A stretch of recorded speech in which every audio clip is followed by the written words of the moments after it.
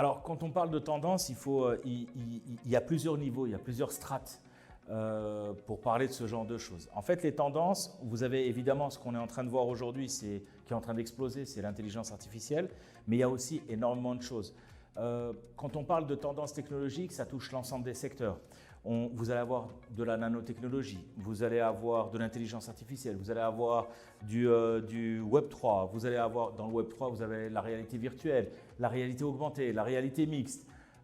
Vous avez en fait une virtualisation des processus qu'on connaissait physiques à l'époque, qu'on faisait de manière humaine, physique, qui maintenant sont en train de se mettre dans de la robotisation, dans de la virtualisation.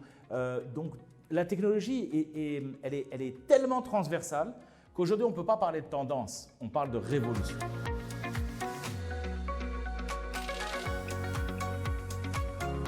Alors, moi, de ce que je ressens sur ce que je suis en train de vivre actuellement, les entreprises algériennes, non, malheureusement, je ne le pense pas.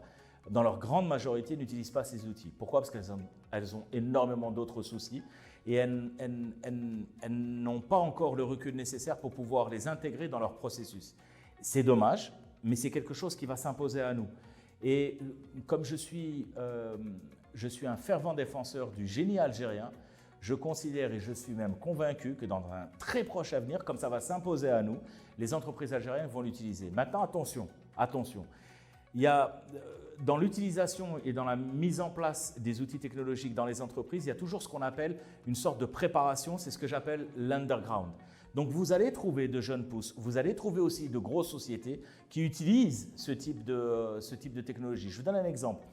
Vous avez des promoteurs immobiliers qui aujourd'hui vont utiliser la réalité virtuelle pour vous faire visiter votre futur appartement.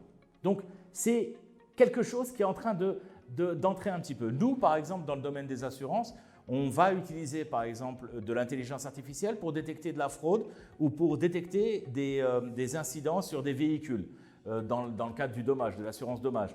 On va essayer aussi d'utiliser l'intelligence artificielle dans le domaine de l'assurance vie pour détecter s'il n'y a pas eu de fraude sur les documents qu'on nous a envoyés. Donc, c'est des outils qui commencent à arriver, on le sent, il y a une tendance et ça monte, ça monte, ça monte jusqu'à un moment donné, ça va ce qu'on appelle s'institutionnaliser. Mais ça démontre quoi? Ça démontre aussi qu'il y a un décloisonnement. Et c'est quoi le décloisonnement? C'est que vous avez des entreprises dans tous les secteurs qui vont utiliser, qui vont faire exploser les barrières et vont utiliser la technologie pour leurs activités.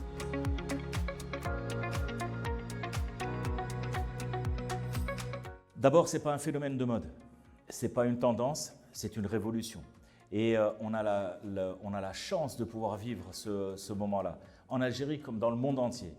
C'est une véritable chance parce que c'est exactement ce qui s'est passé lorsqu'on a remplacé les chevaux par les machines à vapeur ou par les trains ou par… Donc c'est une… les gens dont… La science dont on est en train de parler aujourd'hui, ça relève de la 4e révolution industrielle. On a eu 3 phases, là on arrive à la 4e et l'intelligence artificielle fait partie de cette révolution, c'est le point de départ, mais pas que. Mais pas que. L'intelligence artificielle, c'est un tout, ça englobe beaucoup de choses et ça permet de fédérer tous les outils technologiques et tous les services qu'on peut mettre en place à destination de la clientèle pour nous faciliter la vie, pour être plus rapide, plus de productivité. Mais attention, attention, ce n'est pas parce que c'est une révolution que l'on se doit de vendre notre âme au diable. Il est très important de ne pas oublier qu'il ne faut pas déshumaniser la relation que nous avons avec l'autre.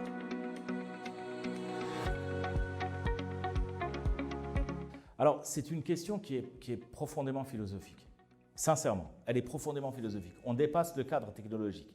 Et en fait, la réalité, c'est que l'intelligence artificielle n'est pas une tendance. L'intelligence artificielle est une véritable révolution.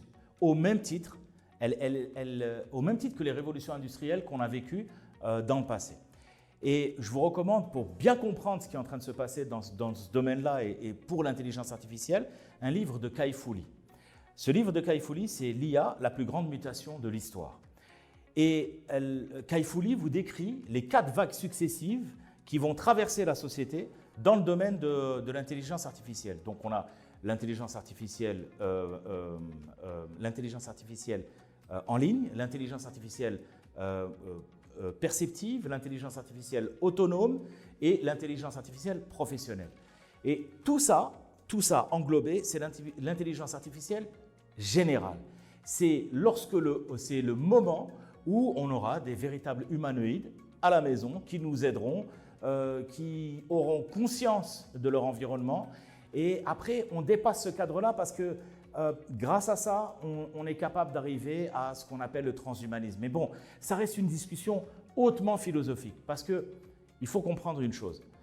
Partant du principe que nous avons généré, que nous avons construit ces systèmes-là, que nous avons mis en place cette intelligence artificielle qui va toucher l'ensemble des secteurs. Pourquoi? Parce qu'elle va être beaucoup plus rapide, beaucoup plus productive, beaucoup plus dynamique. Elle va nous permettre aussi, certains disent qu'elle va nous permettre d'avoir une forme d'élévation. On va s'occuper d'autre chose que des simples choses courantes, etc. Sauf que, est-ce que ce n'est pas aussi un danger pour l'humanité? Donc on reste sur une problématique extrêmement profonde qui appelle à débat.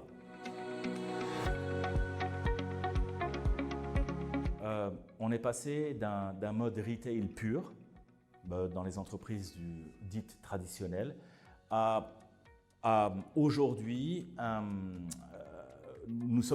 les entreprises sont devenues pas des purs players digital à 100%, mais des sociétés de format mixte, c'est-à-dire qu'on a du retail et on a de la vente en ligne. Pourquoi on n'a pas parlé de réseau social? Mais les réseaux sociaux sont ceux qui se trouvent, ils sont à la frontière entre le retail et la vente en ligne. Tout se passe sur le net aujourd'hui. Vous voulez promouvoir votre marque? C'est sur les réseaux sociaux. Vous voulez discuter avec les gens et fidéliser votre clientèle? C'est sur les réseaux sociaux.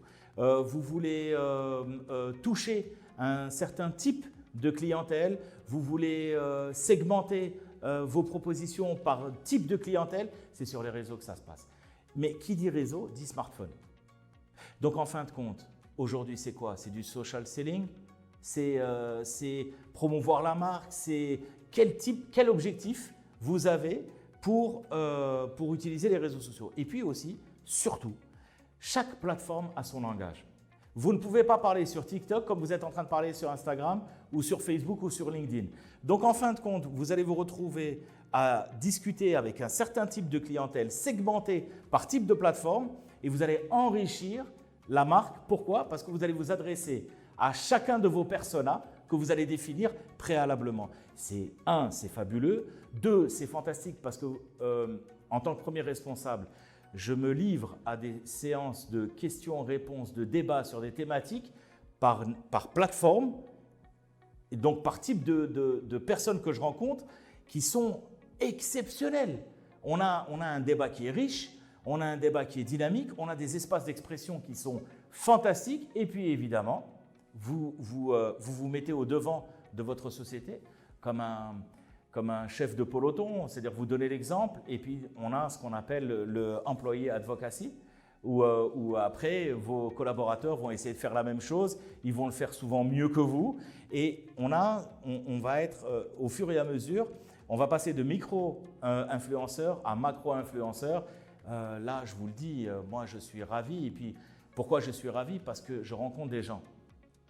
De mon bureau, je rencontre des gens et on parle et c'est là où on se rend compte que la population algérienne, que la clientèle algérienne, que les gens, les nouvelles connaissances que je me suis faites sur les réseaux sociaux sont plus que fabuleux et je suis super content, ravi de pouvoir les connaître, de pouvoir débattre avec eux et de pouvoir défendre ma marque.